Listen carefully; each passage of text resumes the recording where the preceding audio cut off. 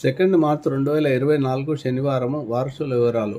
శనివారం రోజు తూర్పు వైపు ప్రయాణం మంచిది కాదు. తూర్పు వైపు ప్రయాణం తూర్పు వారసులు అవుతుంది.